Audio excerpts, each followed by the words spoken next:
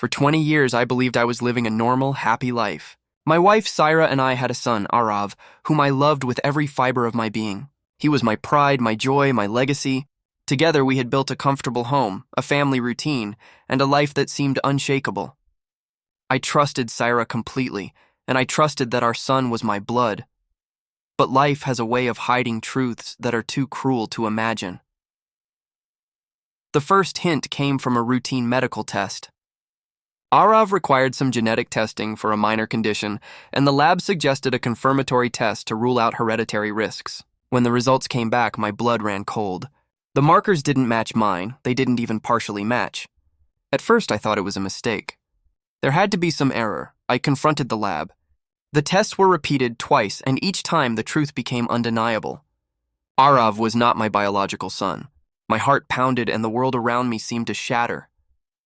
For 20 years, I had loved, nurtured, and sacrificed for a child who wasn't mine, yet whom I had believed was the continuation of my bloodline. When I confronted Saira, she didn't deny it. Instead, she collapsed, guilt written all over her face. The truth spilled out in fragmented confessions. Years ago, during a brief period of estrangement between us, she had been unfaithful with my brother, Samir. Aarav was the result. My own brother, the man I had trusted as family, had fathered the child I had raised as my own. For a moment, I couldn't breathe. Betrayal, heartbreak, and anger collided in my chest.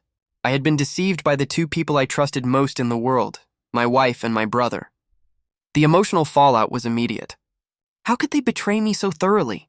How could they let me love a child that wasn't mine, call him my son, and invest 20 years of my life under a lie? I needed time to think. The anger simmered quietly and slowly a plan formed. Not one of impulsive violence, but a measured, deliberate form of justice.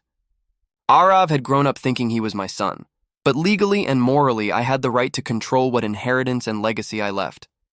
20 years of love and deception had consequences. When the estate planning documents were redrawn, I made a decision. Aarav would not inherit a single penny of what I had built. Instead, everything would be allocated according to those truly loyal and honest, the family members who had not betrayed me. It was not cruelty for its own sake. It was accountability. My life, my resources, and my legacy would no longer be exploited by deceit. The revelation of this decision caused immediate uproar. Saira begged for leniency. Aarav, innocent and unaware of the truth, was confused and hurt. Samir was outraged, claiming it was unfair to punish a child for the sins of a parent. But the choice wasn't about punishing Aarav, it was about reclaiming my life, asserting the boundaries that had been violated, and ensuring that deceit could never benefit from my trust. The fallout was profound. Saira and I separated immediately, cutting the ties that had been poisoned for decades. My relationship with Samir became permanently fractured. The bond of brotherhood, once unshakable, was broken beyond repair. And Aarav, though not biologically mine, eventually came to understand the truth.